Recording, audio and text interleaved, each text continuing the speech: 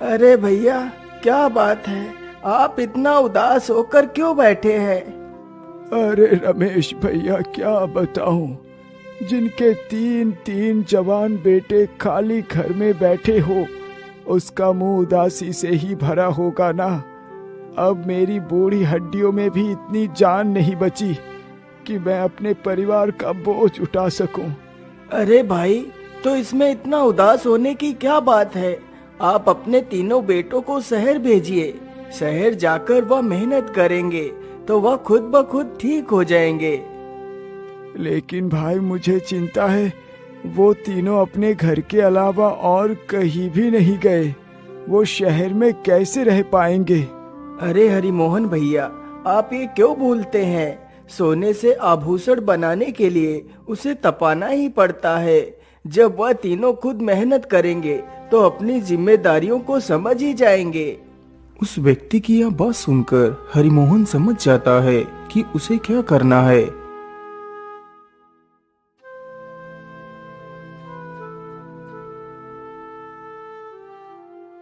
लेकिन पिताजी, हम तीनों उस अनजान शहर में कैसे रह पाएंगे? पता नहीं हमें काम मिले या ना मिले। पैसे नहीं होगा तो हम रहेंगे कहाँ और खाएंगे क्या? बेटा श्याम, तुम्हारा कहना उचित है, लेकिन पुत्र, मेरे पास इतना सारा धन नहीं कि मैं तुम लोगों को दे सकूं। लेकिन हाँ, मेरे पास मेरे पूरे जीवन की कमाई हुई पूंजी सिर्फ 100 अशर्फिया है। मैं तुम तीनों को 30-30 अशर्फिया देता हूँ। इतना बोलकर हरिमोहन तीनों को एक एक पोटली देता है जिसमें 30-30 अशर्फियां होती हैं। अच्छा पिताजी, अब हम तीनों शहर के लिए निकलते हैं। इतना बोलकर तीनों भाई शहर को चले जाते हैं।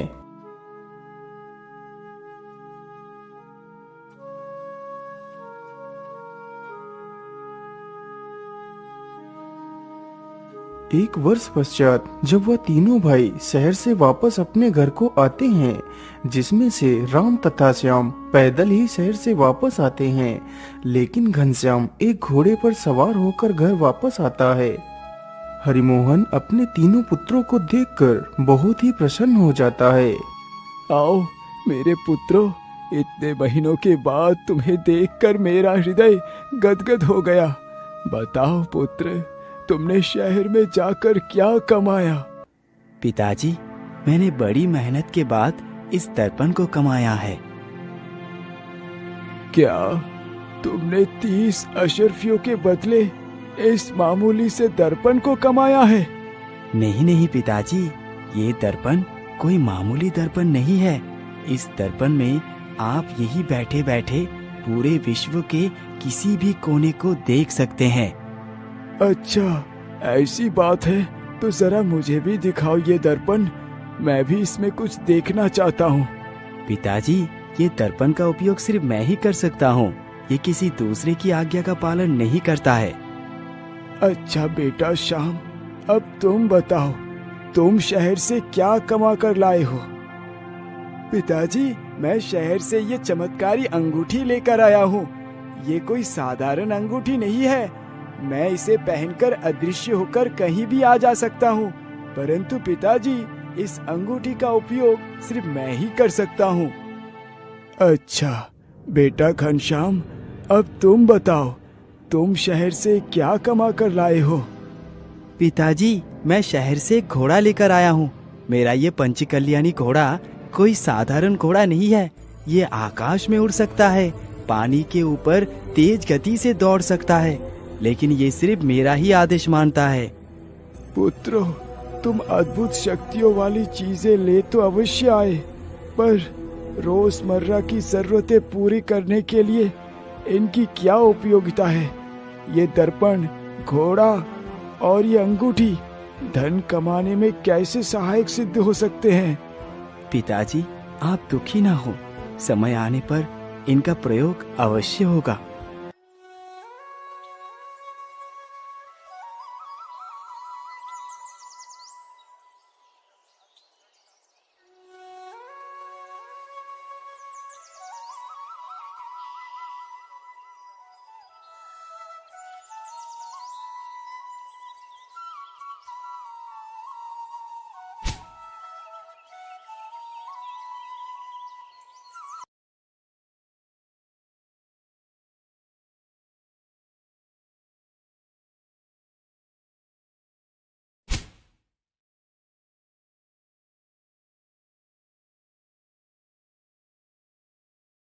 हे भगवान, इतना बड़ा बाज कहाँ से आ गया?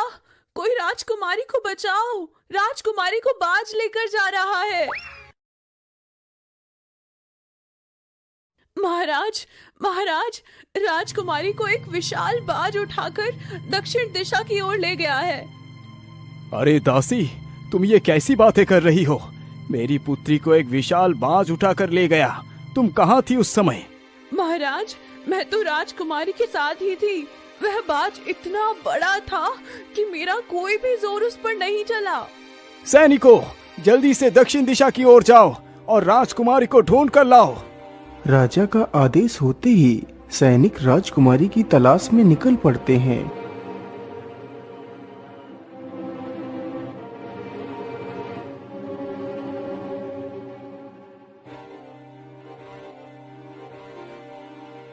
सैनिकों को घूमते घूमते सुबह से शाम हो जाती है, लेकिन राजकुमारी का कुछ भी पता नहीं चलता।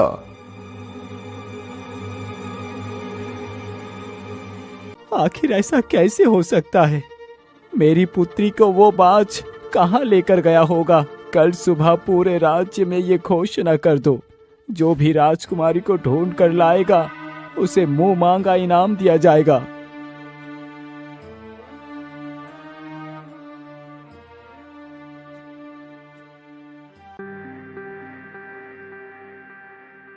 अगली सुबह होते ही सैनिक पूरे राज्य में घोषणा करते हैं। सुनो सुनो सुनो, राजकुमारी को एक विशाल बाज उठाकर ले गया है। जो भी व्यक्ति राजकुमारी को ढूंढ कर लाएगा, महाराज उसे मुंह मांगा इनाम देंगे। सुनो सुनो सुनो, राजकुमारी को एक विशाल बाज उठाकर ले गया है। जो भी व्यक्ति राजकुमारी को ढूंढ कर लाएगा, महाराज उसे मुंह मांगा इनाम देंगे।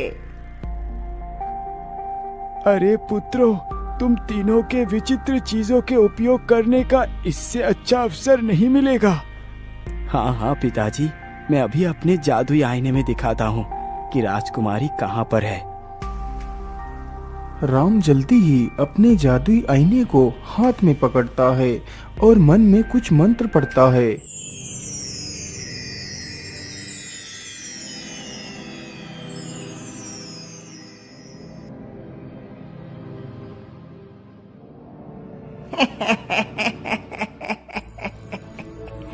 सुनो राजकुमारी, यदि तुम जीवित रहना चाहती हो तो चुपचाप मुझसे विवाह कर लो। दुष्ट राक्षस, तू चाहे तो मेरे प्राण भी ले ले, तब भी मैं तुझसे विवाह नहीं करूंगी। राजकुमारी, मैं तुम्हारी सुंदरता पर मुग्ध हो चुका हूँ। मेरे हाथ तुम्हें मारने को उठ ही नहीं रहे हैं। तुम्हारी भलाई बस इसी में है कि तुम मुझसे विवाह कर लो। मैं तुम्हें 2 दिन की मोहलत देता हूँ। यदि तुमने 2 दिन में अपने फैसले को नहीं बदला तो मैं तुम्हें मार कर खा जाऊंगा। नहीं राक्षस, तुम राजकुमारी को नहीं मार सकते।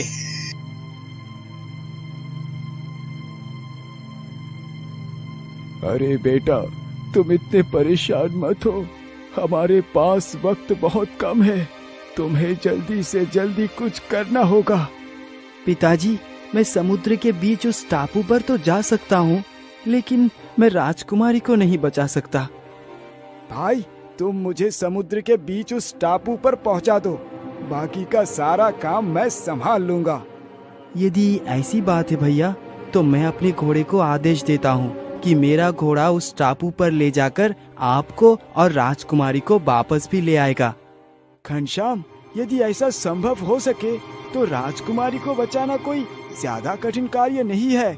भैया, ऐसा संभव अवश्य हो सकता है यदि मैं चाहूँ तो।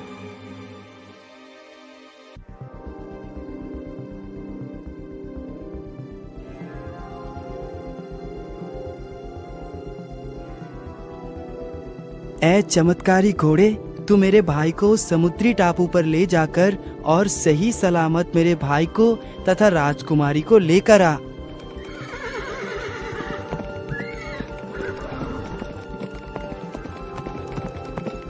वह घोड़ा चलते चलते जल्दी ही उस समुद्री टापू के पास पहुंच जाता है और जल्दी ही उस टापू पर उतर जाता है। घोड़े, तुम यहीं पर रुको। और मेरे आने की प्रतीक्षा करो।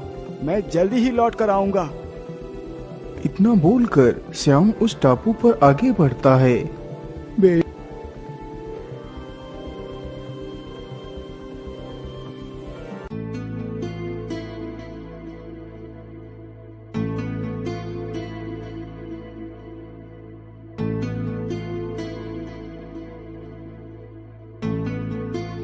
अरे बाप रे बाप, इस गुफा में तो कितनी दुर्गंध आ रही है। मुझे कुछ भी करके राजकुमारी को ढूंढना होगा। ये सारी बातें सोचता हुआ श्याम गुफा में इधर उधर भटकता है।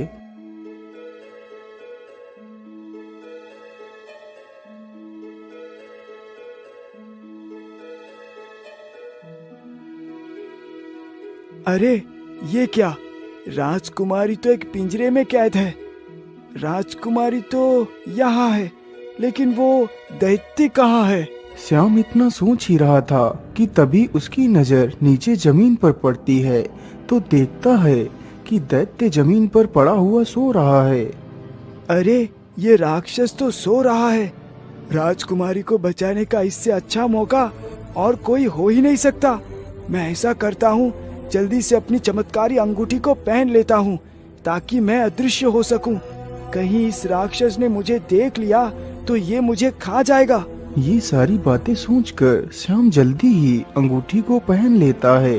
अंगूठी पहनते ही श्याम अदृश्य हो जाता है।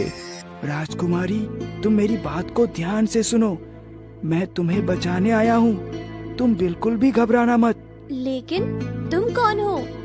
तुम तो मुझे दिखाई भी नहीं दे रहे। राजकुमारी, मेरा नाम श्याम है। मेरे पास एक दिव्य अंगूठी है जिसे पहनकर मैं अदृश्य हो गया हूँ। इसी वजह से मैं तुम्हें दिखाई नहीं दे रहा हूँ। परंतु तुम ज्यादा अचंभित मत हो, मैं तुम्हें यहाँ से छुड़ा कर ले जाऊंगा। अच्छा ठीक है, तुम जैसा भी कहोगे मैं वैसा ही करूँगी। अरे ये कैसा शोर था? मुझे लगा जैसे कोई यहाँ पर आया हो और वह कुछ बोल रहा हो।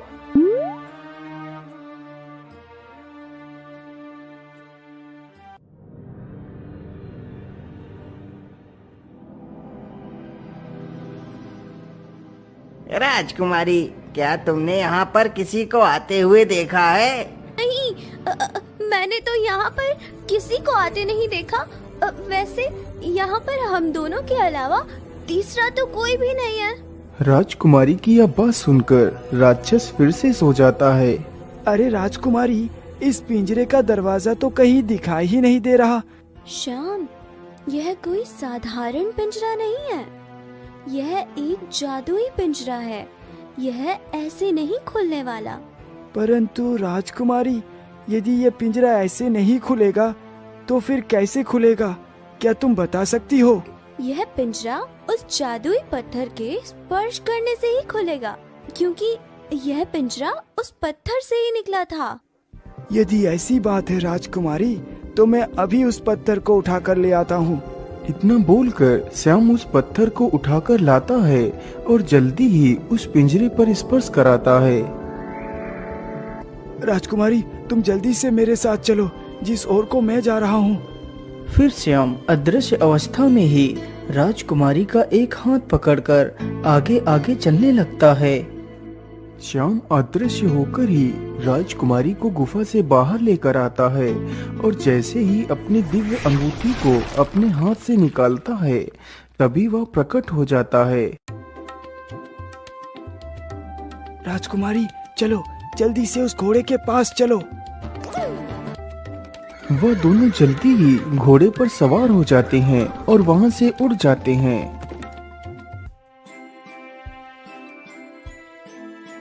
अरे वाह वाह वाह, तुम तीनों ने तो कमाल कर दिया। मुझे तुम तीनों पर गर्व है। आज तुम तीनों की वजह से ही मेरी पुत्री मुझे वापस मिल गई है। मैं तुम तीनों का आभारी रहूंगा। बोलो, तुम तीनों को क्या इनाम चाहिए? महाराज, राजकुमारी से ही सलामत लौट कर आ गई। इससे ज्यादा खुशी की बात हमारे लिए क्या हो सकती है? यदि महाराज आप इनाम की बात करते हैं तो हमें वही स्वीकार होगा जो आप अपनी खुशी से हमें प्रदान करेंगे। मंत्री, इन तीनों भाइयों को हमारे राज्य महल में एक अच्छी नौकरी दी जाए और तीनों भाइयों को 1,000 स्वर्ण मुद्राएं दी जाए। राजा का आदेश होते ही मंत्री तीनों को 1,000 स्वर्ण मुद्राएं प्रदान करता है। इस प्रकार वह तीनों भाई खुशी खुशी अपने पिता के साथ रहने लगते हैं।